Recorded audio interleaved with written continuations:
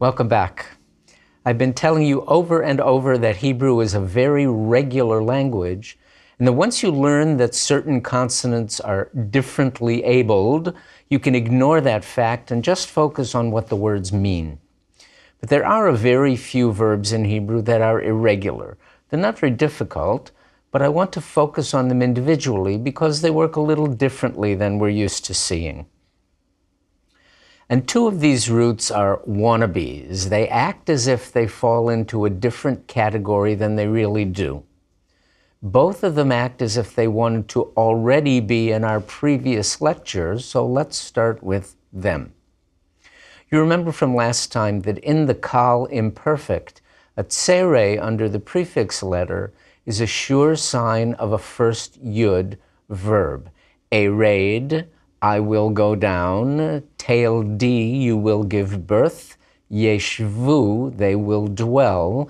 That tsere automatically tells us that the roots of these verbs are yud, resh, daled, yud, lamed, daled, yud, shin, bet. So how about telech? It must be yud, lamed, kaf, right? But it isn't. Have a look at Numbers 24-25. Spoiler alert, everything you've been reading about in Numbers 22, the plan for Balaam to curse Israel and get paid by Balak for doing so, is going to turn out wrong, and they will part on bad terms. Here's the verse.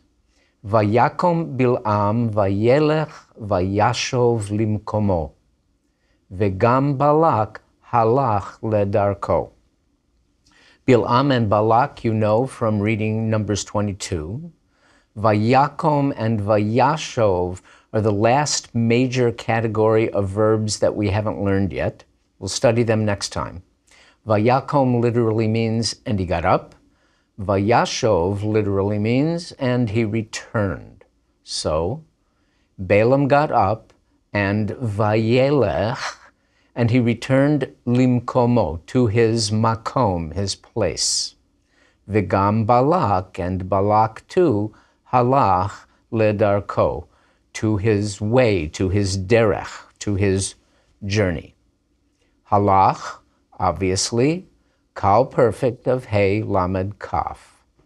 Vayelech, obviously, kal imperfect of yud, lamed, kaf. Something's got to give. Something's got to give because what's happening here is exactly the same kind of thing that we saw in Genesis 1:5. Vayikra Elohim laor yom velachoshech kara laila.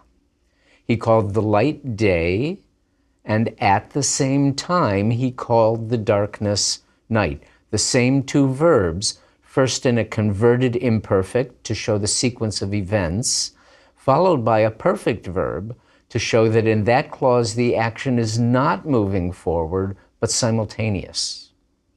And in Genesis 4:4-5, Vayisha Adonai el Hevel ve'el minchato, ve'el Kain ve'el minchato lo sha'a.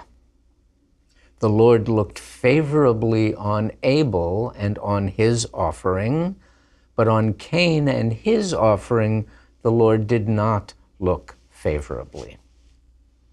That same thing is happening in our Numbers 24 verse. Balaam went this way, Balak went that way. The verb to walk or to go in Hebrew is hey, lamed, kaf, halach. But in many forms of the verb, it acts as if its root were yud, lamed, kaf. Why? I don't think anyone knows. But there's nothing tricky about it. You just have to be prepared to recognize that both these forms belong to the same verb.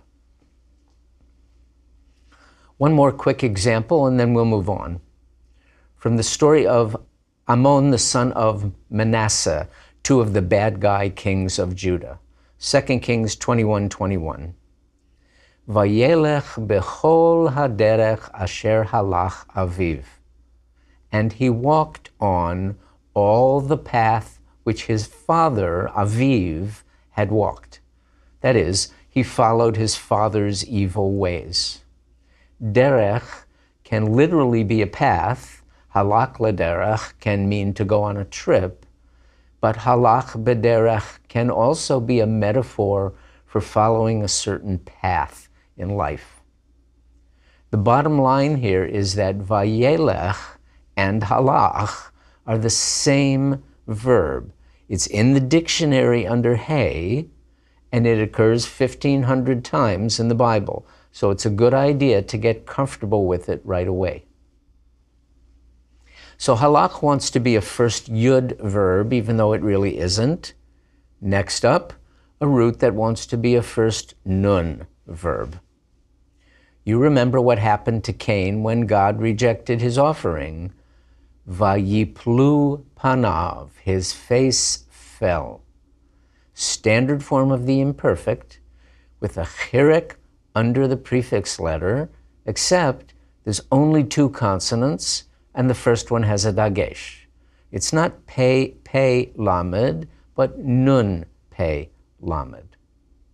Same thing when Vayita Adonai Elohim gan be'eden. It's not tet ayin, but nun tet ayin. The Lord God planted a garden in Eden. In the perfect, and therefore in the dictionary, these verbs are nafal, to fall, and nata, to plant. Now check this out. You may or may not remember that God made the first human being somewhere and then put him in the garden. He didn't make him in the garden. So what happened after he made him? He took him and put him in the garden. Vayikach Adonai Elohim et ha'adam. And the Lord God took the human, vayikach. According to our rule, the root of this verb should be nun kuf chet. But don't bother looking for it. Instead, let's look at 1 Kings 14:26. Pharaoh Shishak of Egypt invaded, and what happened? Vayikach et otzrot beit Adonai, ve'et otzrot beit hamelech, ve'et hakol lakach. Otsar is a treasure, so he took the treasures of the house of the Lord, that's the temple, and the treasures of the house of the king, the palace, and everything, lakach, he took. Not a nun, but a lamed. The same way that halach likes to pretend it's a first yud verb, lakach likes to pretend it's a first nun verb. Not vayahaloch and vayilkach, but vayelech and vayikach. Again, lakach occurs almost 1,000 times, so both of these verbs are very common. Just don't let yourself be fooled by them. Now, I said that I don't think anyone knows why halach wants to act like a first yud verb, but it may be that we do know why lakach wants to act like a first nun verb. Because the opposite of take is give, and give is a first nun verb in Hebrew, the third of our irregular verbs. It's the root nun, taf, nun, natan. It's tremendously common, occurring over 2,000 times in the Bible, and it's irregular in 2 separate ways. Once again, these are just peculiarities. All the things that indicate what form the verb is and who's doing the verb are the same as for any other verb. There's nothing tricky about it. But here are the 2 peculiarities. The first is the theme vowel of the imperfect. It's not yiton, as we would expect, or even yitan, as we've seen with certain other verbs. It's unique, yitain. Remember Genesis 1:17? God created the sun, moon, and stars, and then vayitain otam Elohim birkia hashamayim leha'ir al haaretz. And God put them Literally, he gave them in the firmament of the sky to shine on the earth. Natan does mean give, but it has a much wider semantic range in biblical Hebrew than give does in English. It's often used where we would say put something or to allow someone to do something. The important thing right now is that Vayitain otam Elohim. Only two consonants, dagesh and the taf. You know it's from nun, taf, nun. Why is it yitain instead of yiton? I don't know. Otherwise, the imperfect works quite normally. And with all the verbs we learn, you will always know who's doing it when. Those markers don't change. Now to the second peculiarity in the perfect form of the verb. I haven't said anything about a third nun category of roots because there isn't one. When a third nun is right next to the t or the ta or the tem ending of a perfect verb, you might expect it to assimilate the way nuns like to do. For whatever reason, that doesn't happen. Here's an example from Exodus 25:8. Ve'asu li mikdash ve'shachanti betocham. Asu, they made. Converted perfect, ve'asu, and they shall make. Li, for me. Mikdash, a sanctuary. Mishpat, justice, from shin pei tet, to judge. Mikdash, a sanctuary, from kuf dalet shin, to be sacred or holy. Adjective, kadosh, as in kadosh, kadosh, kadosh, Adonai Tzivaot. Holy, holy, holy is the Lord of hosts, Isaiah 6. So, ve'asu li mikdash, they shall make me a sanctuary. Ve'shachanti betocham, and I shall dwell in their midst. This portable sanctuary is sometimes called the Mishkan, the dwelling place, because the special verb God does in it is not yashav, the commonest word for settling down and dwelling somewhere, but shachan, and I shall dwell, ve'shachanti. The nun is right next to the taf, but it doesn't assimilate, and that's common. The third nun of a verbal root just doesn't assimilate to the taf of the ending. But with Natan, it does. I dwelt is shachanti, but I gave is natati. There's a vowel right before each taf in this word, so neither of them should have a dagesh lene, a beged kefet dagesh, but the second one does have a dagesh, which tells us it's a dagesh forte, a meaningful dagesh. In this case, a dagesh that's hiding a nun, the second nun of Natan, to give. Let's look at all the forms of Natan in the perfect just to get used to them. Notice that in the third person, all three forms, both nuns are there. It's perfectly regular. But in the first two persons, the nun assimilates. Not natanti, but natati.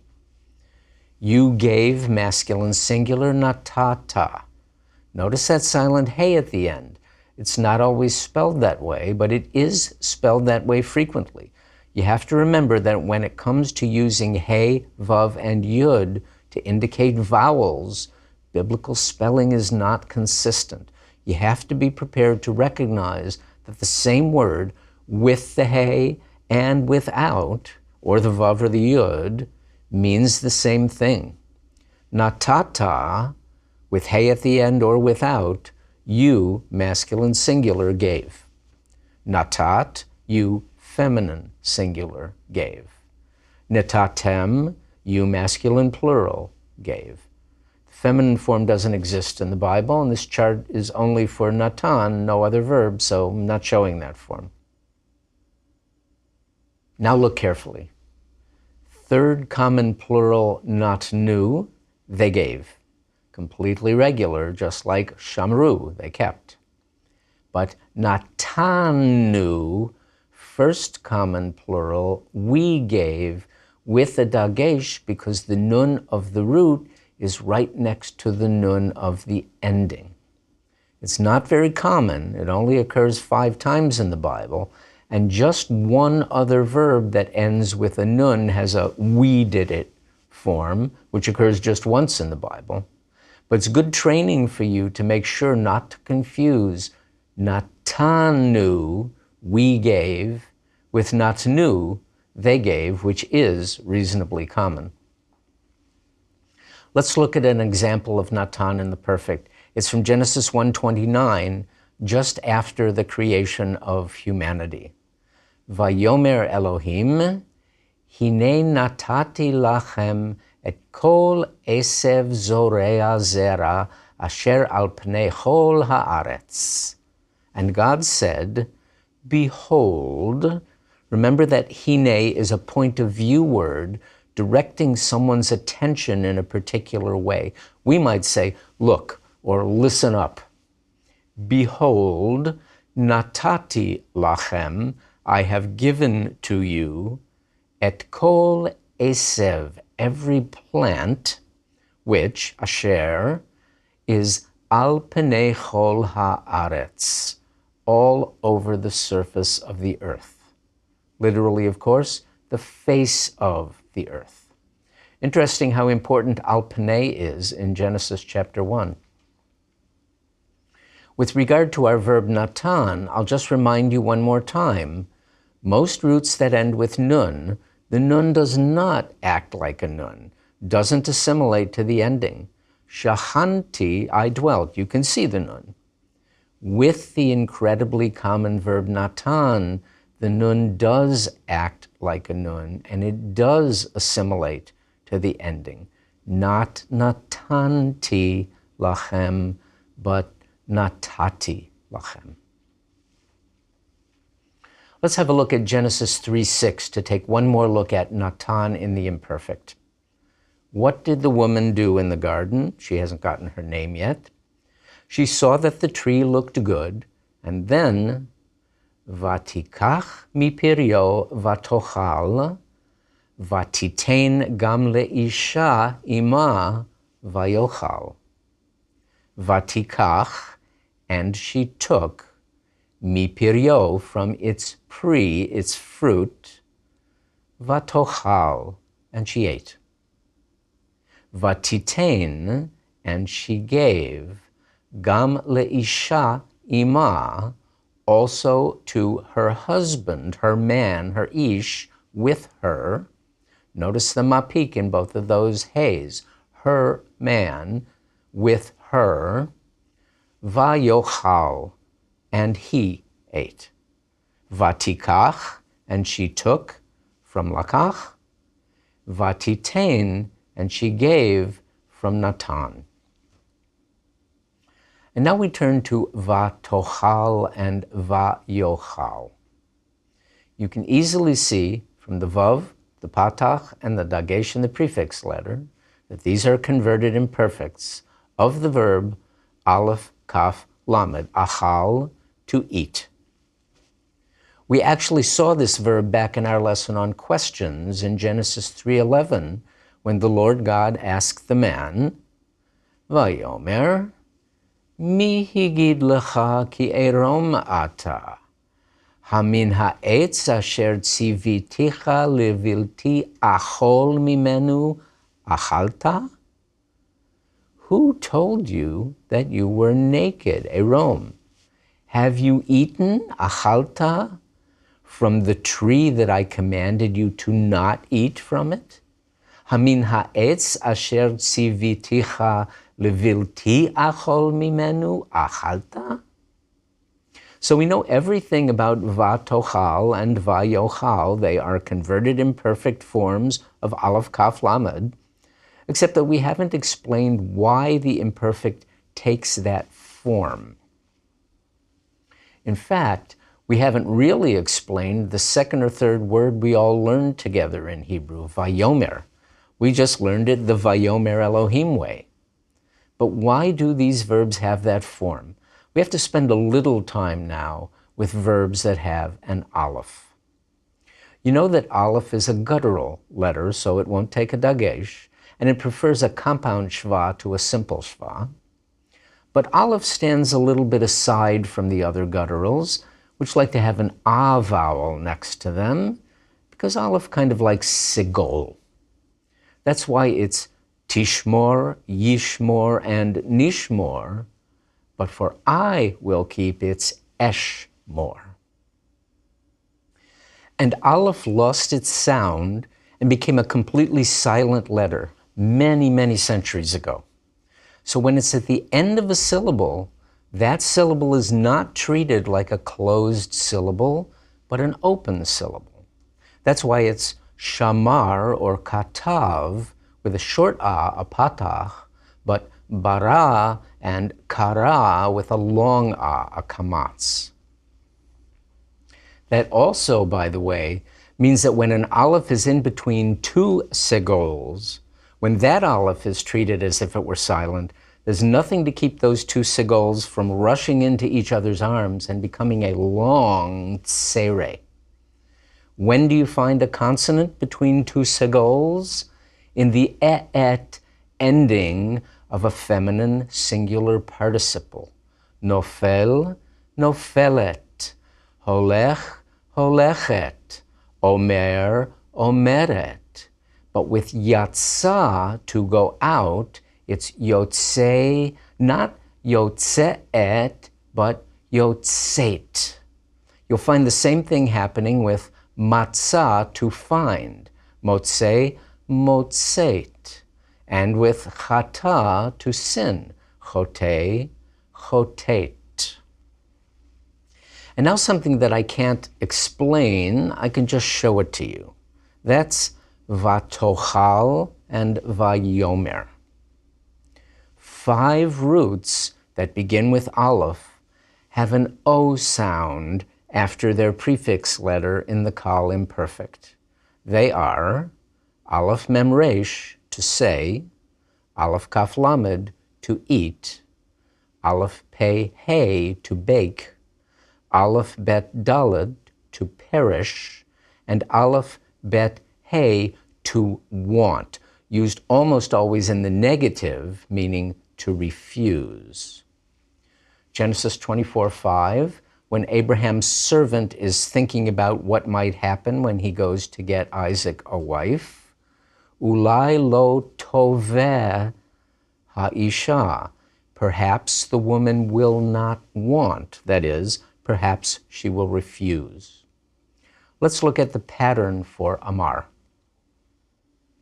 If you want to say, he will gather, from aleph samech pei, it's ye'esof, just like ya'amod or any other first guttural root, except that aleph prefers that e vowel, ye'esof, instead of ya'amod. But in our 5 verbs, there's a completely different pattern, not ye'emor, but yomar. Careful, in the first person, the aleph of the root disappears. Omar means, I will say. Abraham's servant said to him, ulai lo toveh ha'isha. But when he got to Mesopotamia and told them the story, he told it this way. Va'omar el Adoni, and I said to my master, Omar, I will say, Va-omar, and I said. The aleph of the root has vanished. That aleph is the aleph of the first person singular. But even when the aleph of the root is missing, there will still be an aleph there, so this pattern should not be a problem for you. And let's finish our phrase. Ulai lo telech ha'isha acharai. Perhaps the woman will not go after me. Lo telech, from halach. Looks like a first yud, but it's not. It's hey lamed kaf. One more thing. Ya'amod, ye'esof. Why is this yomar, tochal?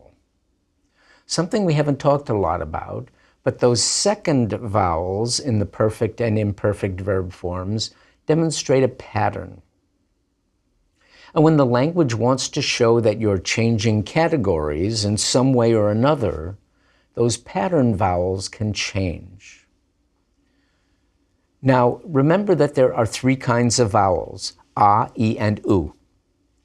When a certain vowel is part of a pattern, like yichtov, ya'amod, that o vowel is saying, I'm playing my part in an imperfect verb.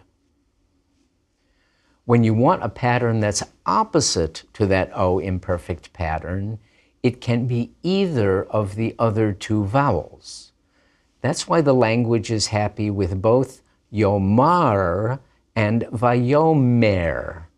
You'll see yochal and yochel also. When God asked the man, did you eat from the tree I told you not to eat from? What was his excuse? Vayomer ha'adam, ha'isha asher natata imadi, with me, he natnali min ha'etz, she gave to me from the tree, va'ochel, and I ate. Ochal or ochel, first common singular. Now there's a whole category of verbs called stative verbs where the imperfect pattern can flip in this way. These are verbs where you're not doing something to something else, but describing a state that you are in. So zakein, the adjective meaning old, the opposite of young, as in Vehamelech David zakein, also has a verb form meaning to be old. In 2 Chronicles 24:15, Vayizkan Yehoyada, Jehoiada got old. Not Yizkon, but Yizkan, just because Hebrew felt like this was a different kind of verb. Here's an example of a first guttural stative verb from the adjective chazak, strong or hard.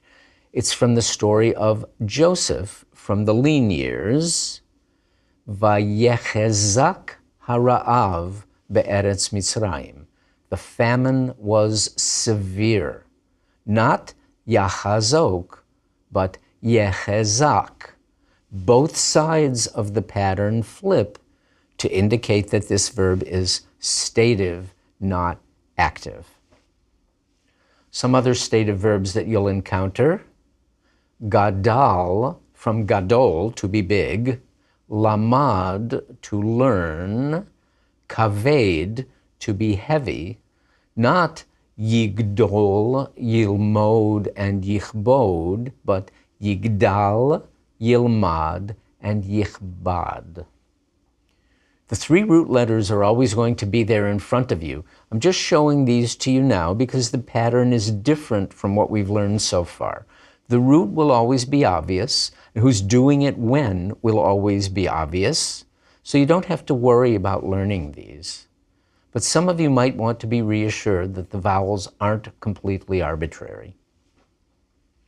Another of these stative verbs is yitav. As you remember, it's one of those first yud verbs that keep their yud in the imperfect, and this one is related to the adjective tov, the adjective meaning good. The root yud tet bet means to be good, and I'm reminding you of it now because I want to talk about impersonal verbs. Yud tet bet is almost never used about a person being good. We are good, she is good, y'all are good. But impersonally, when a lawyer says, do they still say this?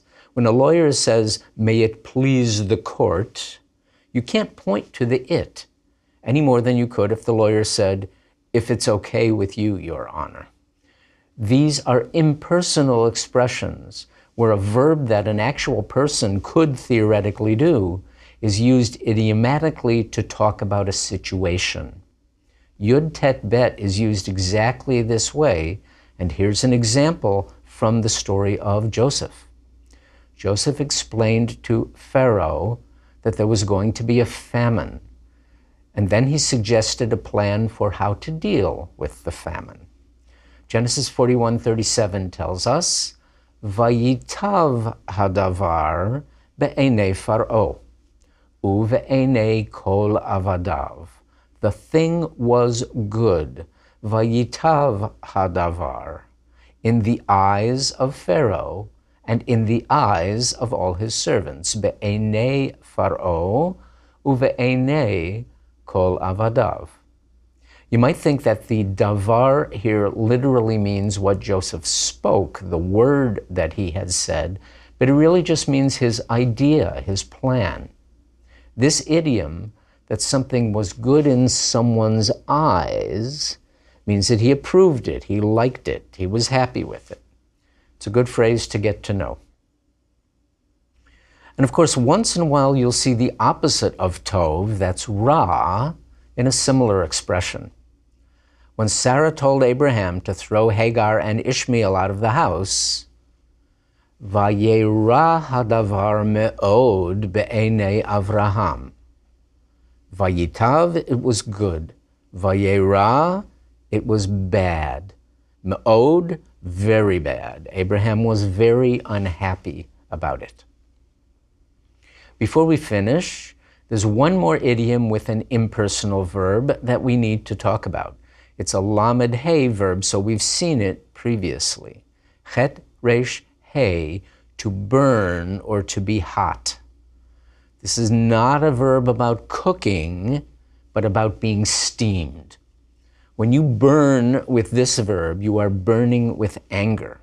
But in fact, you never do this verb. What does this verb is, you're off. Your nose, you're getting red in the face and your nose burns. Vayichar af Yaakov berachel. Literally, Jacob's nose got hot at Rachel. Be can mean at or against. Pen yechere af Adonai Elohecha bach. Lest the Lord your God get angry at you. Again, literally, lest his nose get hot at you. Yechere, with that stative form. What would happen if the Israelites should serve other gods? Vechara af Adonai bachem. Converted perfect. Chara af, his anger burned. Vechara af, his anger will burn. He will get angry. The impersonal part of all this means that you'll only ever see this verb in the third person, masculine singular, matching af. Even if af is not in the sentence, that's what's really burning. The angry person is never the subject of this verb. So we get phrases like this one, when Cain's offering was rejected. Vayichar leKain me'od. Cain was furious. Literally, it burned to Cain very much. Some more examples. Vayichar lahem, they got angry. Vayichar leMoshe, Moses got angry. Vayichar li, I got angry. No matter who's angry, the verb is always in the third person singular. Two people get angry in Numbers 22, and now you can find them. And also find examples of Natan, Lakach, and Halach. We saw that at the end of the Balaam story, Vayakom Bil'am Vayelech Vayashov Limkomo. Balaam arose and went and returned to his place. Next time, we'll look at Vayakom and Vayashov, members of the last major category of verbs we want to learn, hollow verbs. See you then.